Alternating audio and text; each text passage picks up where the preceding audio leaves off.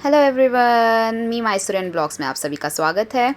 आज हमारा first vlog है और इंजेक्शन रूम के बारे में हम व्लॉग बना रहे हैं।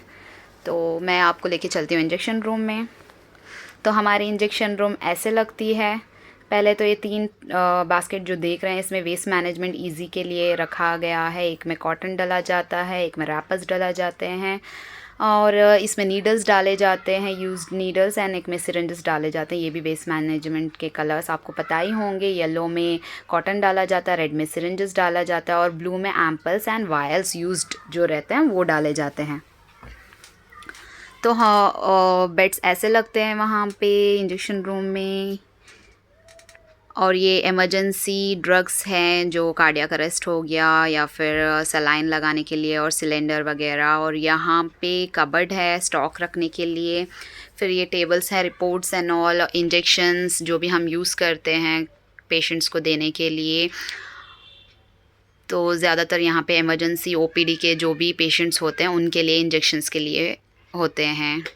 तो यहाँ पे बहुत सारे इंजेक्शंस हैं, ceftriaxone, Lasix, diclofenac and all. इसमें एंटी रेबीज वैक्सीन्स रखा जाता है और टेटानस इंजेक्शंस रखा जाता है।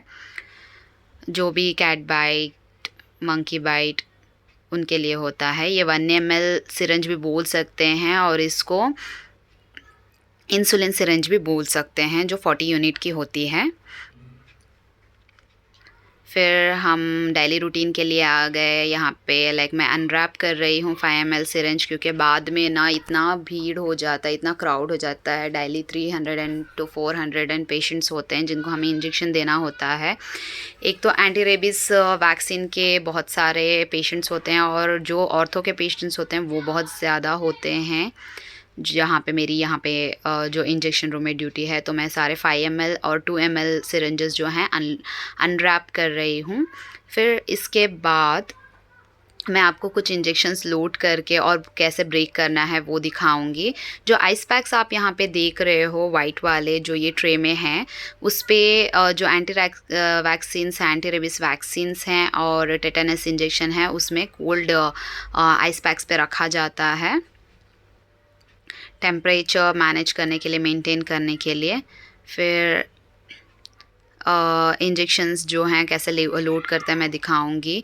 5 से 10 इंजेक्शन मैं लोड करूंगी ताकि रेडी रखने के लिए जैसे ही पेशेंट आते हैं तो भीड़ हो जाती है, मैं लोड करूंगी तो दूसरे जो सिस्टर्स होंगे वो पेशेंट्स को देंगे। फिर ये हॉस्पिटल है, अभी भीड़ कम थी, फिर स्टार्ट हो जाएगी, बहुत सारी आ जाएंगे लोग।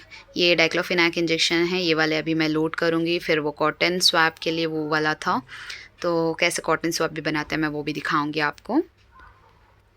अभी हम इंजेक्शन लोड करेंगे और मैं इंजेक्शन लोड करने की टेक्निक भी बताऊंगी। 18 से 16 गेज की जो भी नीडल होती है यूजुअली हमें उससे करना पड़ता है लोड। फिर यहाँ पे मैं आ गई। पहले ना एम्पल कटर होता था, अभी एम्पल सीज़र होने के कारण ब्रेक करना बहुत इजी है एम्पल को।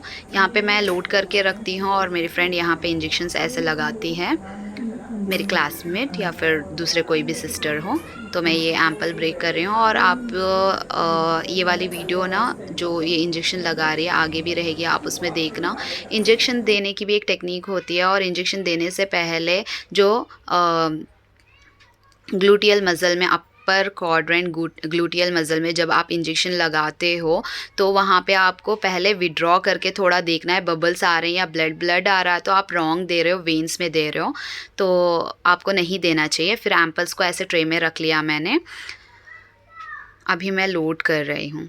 विड्रॉ करने से, अच्छा मैं बता रही थी, विड्रॉ करने से क्या होता है, आपको पता लगता है क्या सही जा रहा है या रॉन्ग जा रहा है, फिर आपको इंजेक्शन लगाना पड़ता है। फिर ये इजी टेक्निक मैं 4 फिंगर्स यूज़ करती हूँ। जो इंडेक्स फिंगर और थंब फिंगर जो है उससे मैं ऊपर सिरंज को पकड़ती हूँ। जो मिडल फिंगर है उससे मैं ना सपोर्ट लेती हूँ। जो 4th फिंगर है उससे ना मैं लोड अनलोड करती हूँ इंजेक्शन को। और आप देख सकते हो नीडल की गेज कितनी बड़ी है। यहाँ पे मैंने 16 गेज की नीडल ली है जो कि ईजी रहेगी हमें इंजेक्शन लोड करने के लिए। तो ये हमारे इंजेक्शंस लोड हो गए हैं अभी ऑलमोस्ट।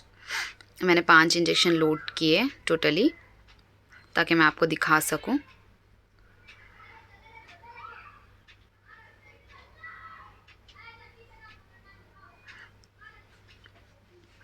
तो ये हमारे इंजेक्शंस लोड हो गए।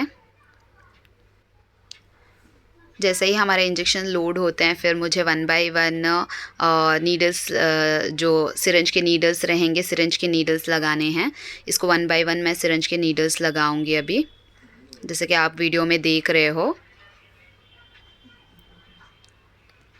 मैंने लगा लिए सारे, आपको दिखाने के लिए मैंने इतने लोड किए हैं। तो सारे सिरेंजेस मैंने रख दिए, नीडल्स लगा के। ये कॉटन स्वैब को ऐसे बना के रखना है रेडी। फिर कॉटन स्वैब भी हमारे रेडी हो गए। फिर इंजेक्शन रूम हमारी ऐसी लगती है।